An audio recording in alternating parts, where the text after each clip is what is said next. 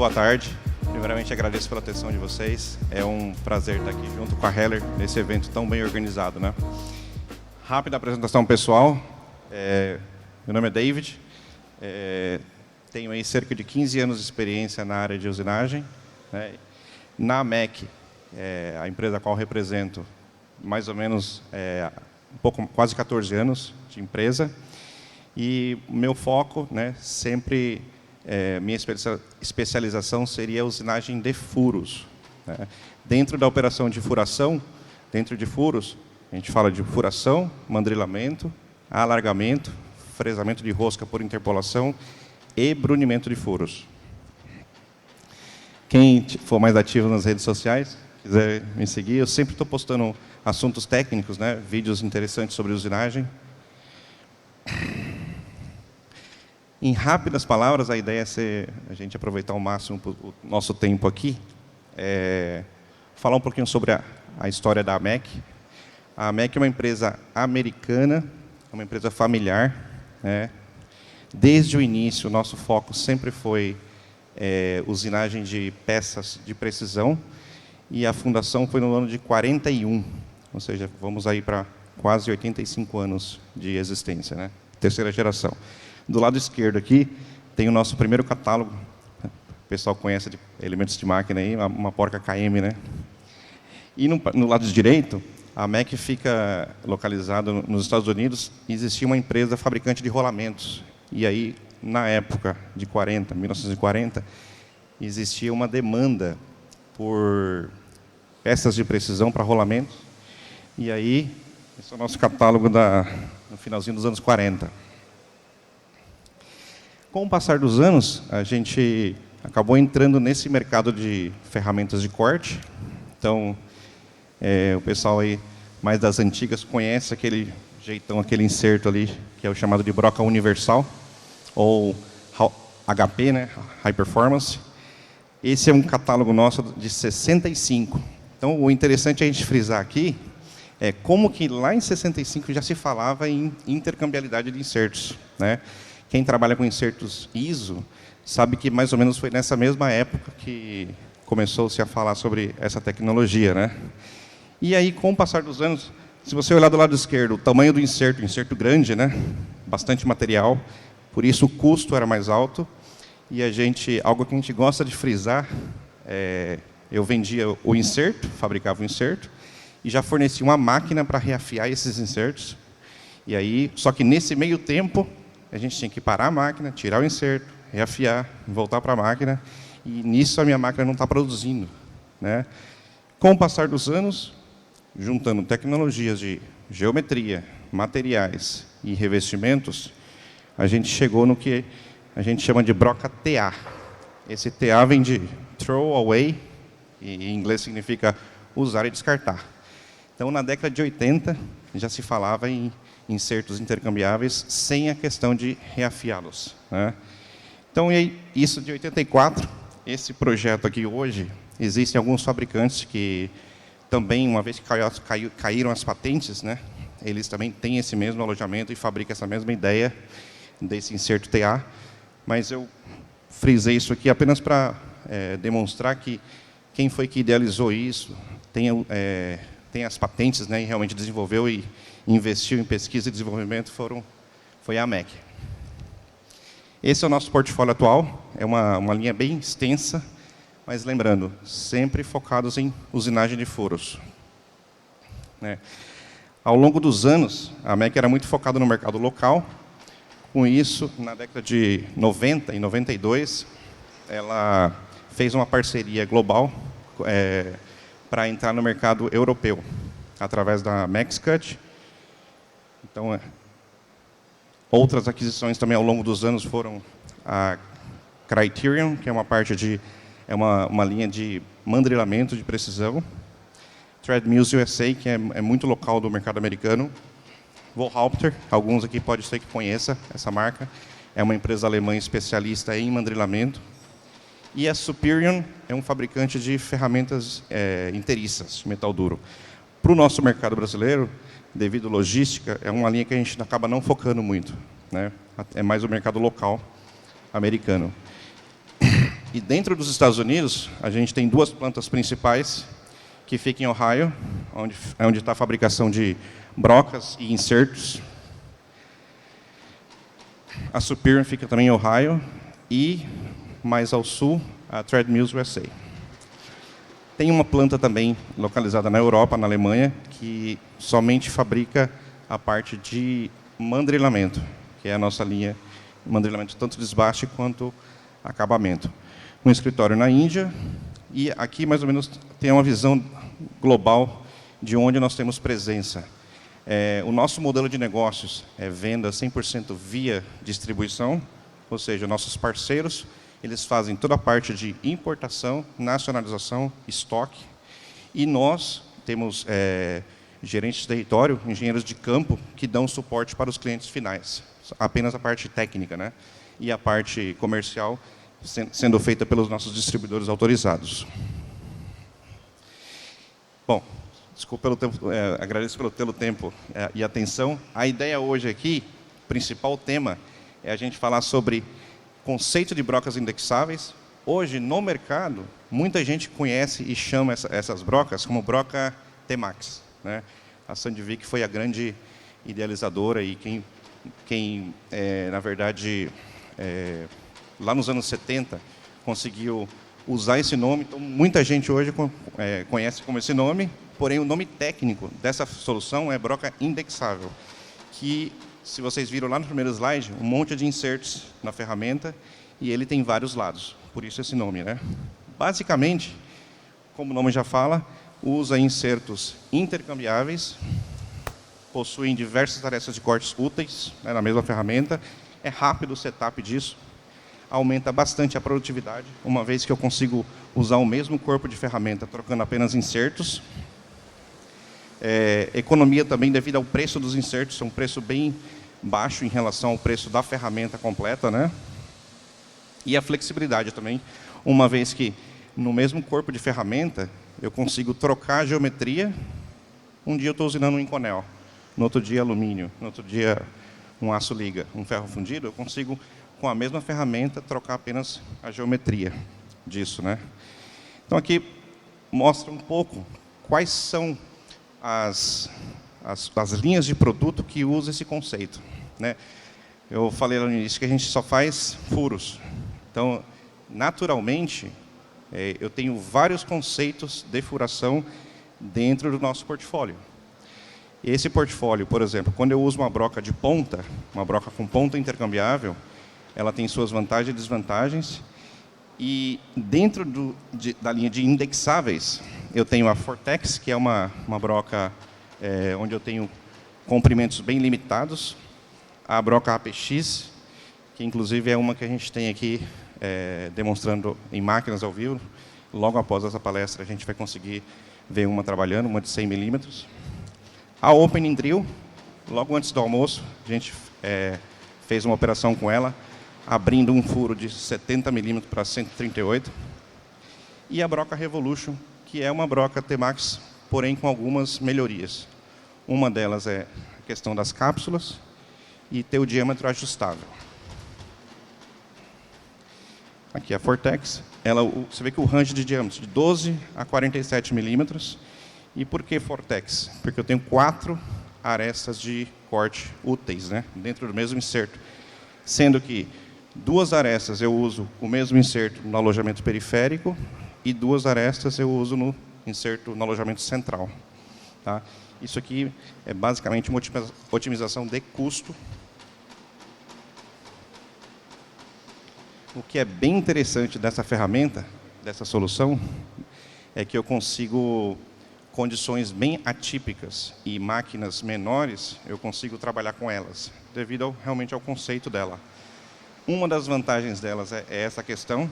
Consigo também fazer usinagem em furos inclinados, saídas em ângulo, coisa que muitas vezes, se eu estou com a ferramenta com ponta, ela vai acabar levando a ferramenta a sair fora de trajetória, às vezes leva a quebra da ferramenta.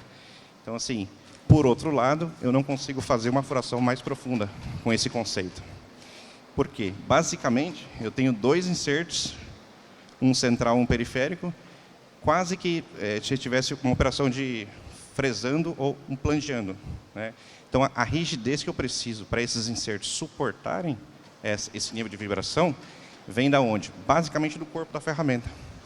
Por isso que ela funciona muito bem em brocas mais curtas, 2, 3 e 4 vezes o diâmetro. Hoje, tem alguns fabricantes que conseguem 5, 7 vezes o diâmetro, porém não é a melhor solução devido a essas vibrações.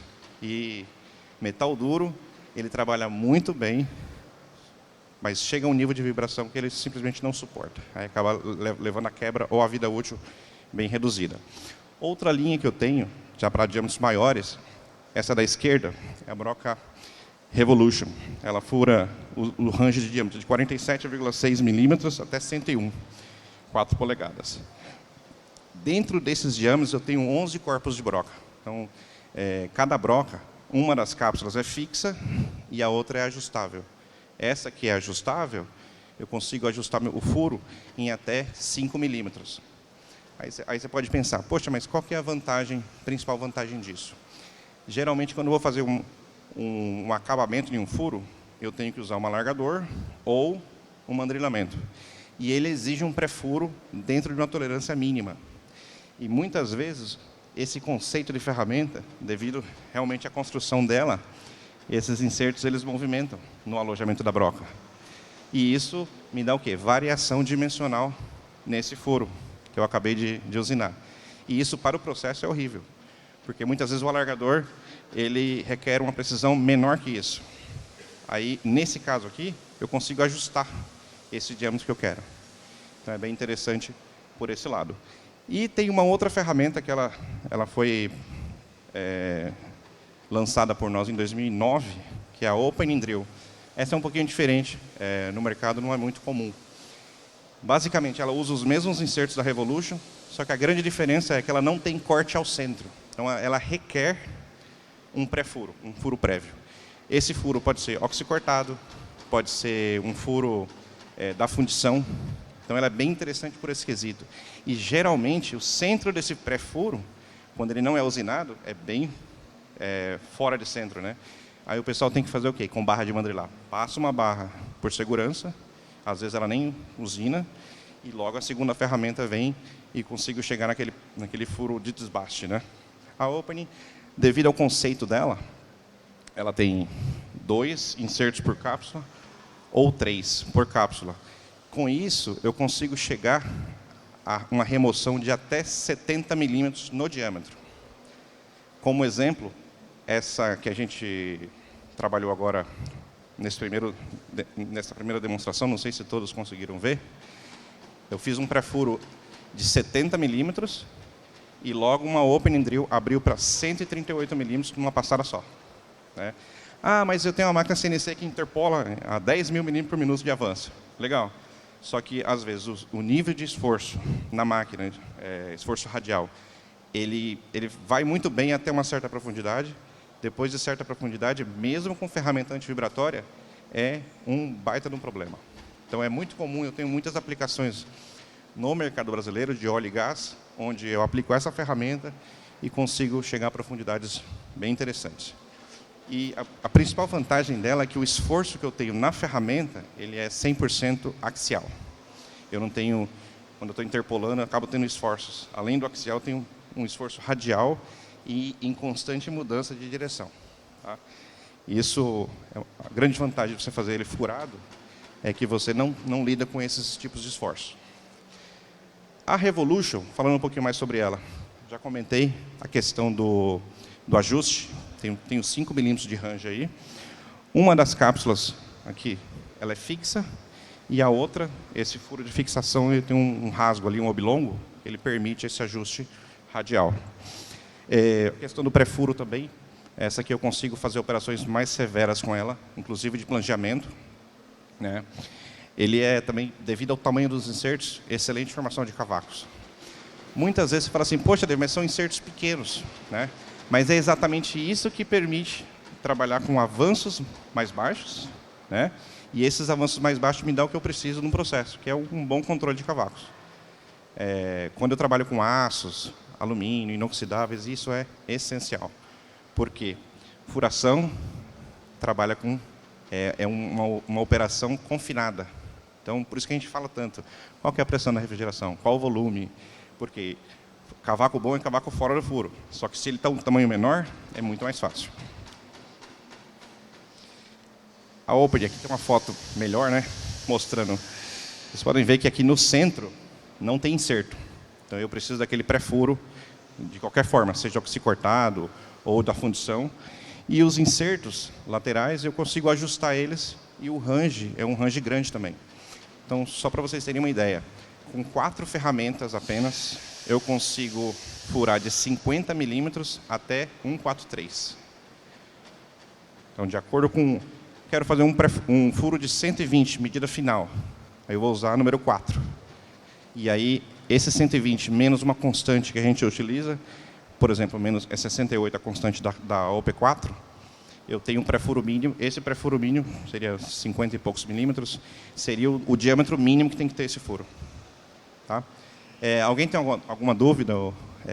Está claro o conceito da ferramenta? Legal. E a terceira, na verdade a quarta linha que eu tenho de indexáveis, a última, se chama APX. A gente tem na máquina rodando uma de 70 milímetros e uma de 100 milímetros de diâmetro. Inclusive, baita máquina, né? Consegue realmente tirar todo o potencial da ferramenta e a máquina trabalha em uma condição dentro da normalidade. A gente vai ter uma agora de 100 milímetros rodando. Eu tenho ela 3, 5, 8 e 10 vezes do diâmetro. E por que eu consigo chegar a essas profundidades? Num conceito que, de certa forma, é aquela broca indexável que eu falei que confiável mesmo, só até 4 vezes o diâmetro. Se você olhar no piloto, no centro, eu tenho um inserto TA. Esse inserto é o que estabiliza a ferramenta para ela conseguir trabalhar nessas taxas de penetração maiores, né, e realmente tirar vantagem das máquinas novas, essas máquinas CNC atuais. Antigamente, as máquinas eram um motor, caixa de redução, né, uma caixa de pinhões ali. Ou seja, se você olhar a curva de potência, era bem linear e você tinha torque, alto torque, abaixo as rotações. Hoje, com as máquinas, devido à tecnologia, elas são muito rápidas, mas algo que muitas vezes os clientes não olham quando vai comprar um equipamento é a curva de potência. Que, na verdade, eu foquei nesse grupo e nesse conceito de ferramenta para exatamente a gente, nos momentos finais aqui, eu mostrar para vocês qual que é a importância da gente olhar e comprar uma máquina não apenas pelo modelo, e sim pela curva de potência, que é o essencial. Dependendo da operação que você vai fabricar, vai ter no seu produto, no seu processo, essa curva de potência é o que vai fazer a diferença entre, muitas vezes, o seu custo está dentro do esperado ou não. Então, a APX, ela tem um corpo fixo, né? E aí eu monto cabeças. O diâmetro e a troca da cabeça é o que vai definir o diâmetro do furo. Se você olhar aqui, eu tenho uma conexão modular em X, e esse diâmetro final é o que define o diâmetro. Eu tenho 2 estilos de piloto, né, a parte central pode ser um inserto TA, que é aquela mesma tecnologia, aquele mesmo encaixe lá da década de 80, que eu comentei, e a Gen 3, que é considerada uma broca de alta penetração. Tá? Geralmente, como eu falo em diâmetros maiores, profundidades maiores, onde, além de curva de potência, eu tenho que olhar qual que é a vazão que eu tenho naquela bomba de refrigeração interna, qual que é a pressão, geralmente eu não preciso passar para essa da direita, porque aqui a gente está com 2 conceitos, né? Uma broca de ponta ao centro e os insertos periféricos, que é o conceito da indexável. Então, assim, aqui é apenas uma curiosidade. Até 63 milímetros de diâmetro, aliás, até 70 milímetros de diâmetro, que é a série 63, eu uso um inserto central e 2 insertos periféricos. Esses periféricos, eu fiz essa animação aqui mostrando que eles estão na mesma posição. Então, se você parar e pensar, eu tenho 2 arestas de corte efetivas em todo o comprimento de usinagem. Isso, quando você pensa em dados de corte, em broca, geralmente se fala em milímetros por volta. Se eu estou a 0,3 milímetros por volta, cada lado do inserto está cortando a metade, certo? 0,15 milímetros. controle de cavacos, eu preciso trabalhar a certos níveis de avanço, daí a importância de um bom equipamento, senão eu não tenho controle de cavaco. Se eu não tiver controle de cavaco, eu não consigo ter um processo estável. Eu tenho que ficar parando o tempo todo para tirar cavaco. Isso não é viável, né? Então, por isso que a gente fala tanto sobre isso. A partir de 70 milímetros, onde a potência requerida para fazer um furo desse diâmetro e o torque requerido é muito alto, e a gente sabe que, fazendo pesquisa de mercado, as máquinas que existem no mercado não são tão robustas, né? Não tem essa potência necessária, a gente mantém o inserto central, que é o que dá estabilidade no processo, e as periféricas eu coloco um ao lado do inserto central e outra no periférico. Então, com isso, se você olhar o catálogo, a partir de 70 milímetros, o que eu recomendo de avanço de milímetros por revolução, já cai um pouco esses valores, mesmo às vezes com insertos maiores. E a razão é que, aqui nesse estágio aqui, a ferramenta está monocortante, certo? Ao invés de ter 2 áreas de corte efetivas, agora eu tenho apenas uma. E isso é o que é o pulo do gato e é o diferencial para a gente ter um bom controle de cavacos, mesmo em diâmetros maiores. Isso, principalmente, ajuda quando eu tenho máquinas menores, né? Faz toda a diferença. Aqui, aproveitando esse espaço aqui, rapidamente falar sobre um guia de furação profunda. Quando eu utilizo brocas, ferramentas acima de 10 vezes o diâmetro, eu preciso tomar algumas precauções por uma questão de segurança do pessoal, do equipamento e também a qualidade do furo que eu vou produzir. Essas brocas, eu tenho ela até 10 vezes o diâmetro. Nesse tipo de broca, a gente já recomenda, em rápidas palavras, né, aproximar a ferramenta da peça em um RPM mais baixo, principalmente nessas brocas de diâmetros menores, né? Essa APX, a parte de 33 milímetros. Então, você colocar 250 metros de VC em 33 milímetros, dá um RPM bastante alto. Então, para essas brocas muito longas, aproximação sem refrigeração interna, desligada, 50 RPMs.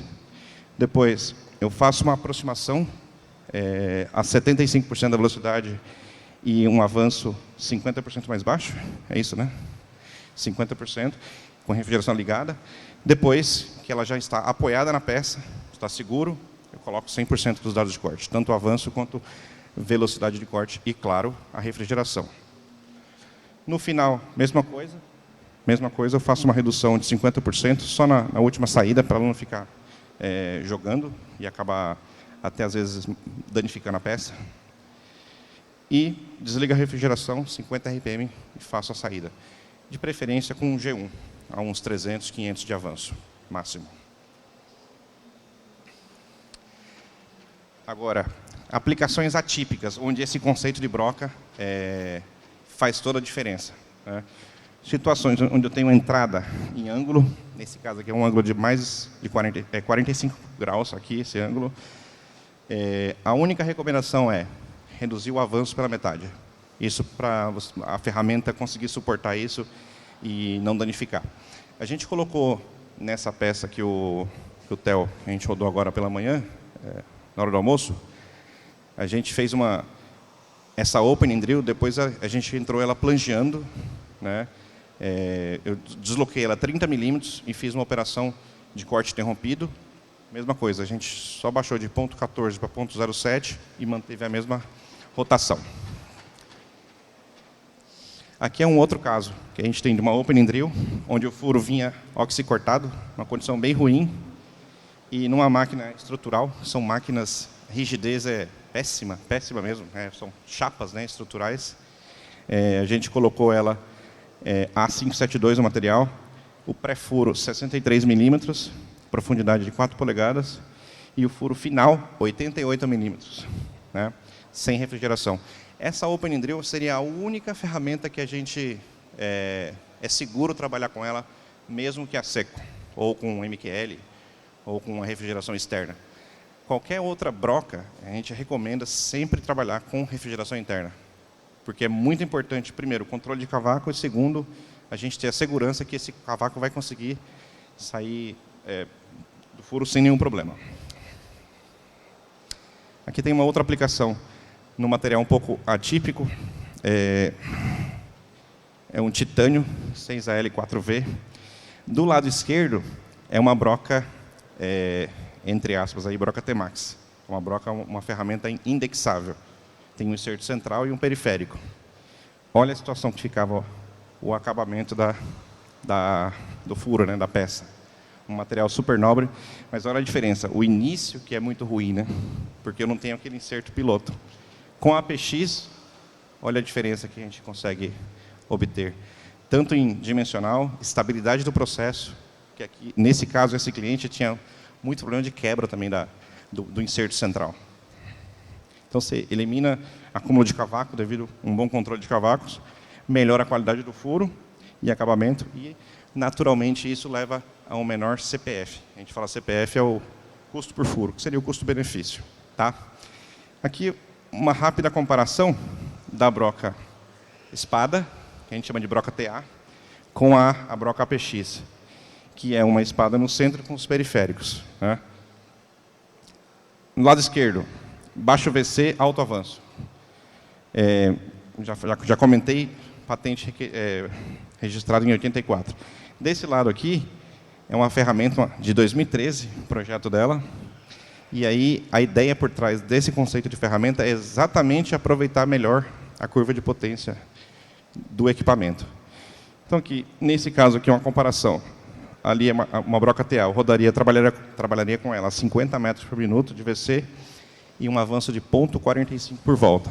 Num diâmetro de 80 milímetros, isso daria 812 Nm de torque requerido e cerca de 17 kW de potência. Isso dá uma taxa de aproximadamente 200 milímetros por minuto, 200 RPM, a uma taxa de 90 milímetros por minuto.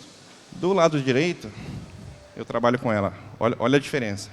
Saí de 50 metros para quase 5 vezes mais. 230 metros por minuto e um avanço menor do que a TA.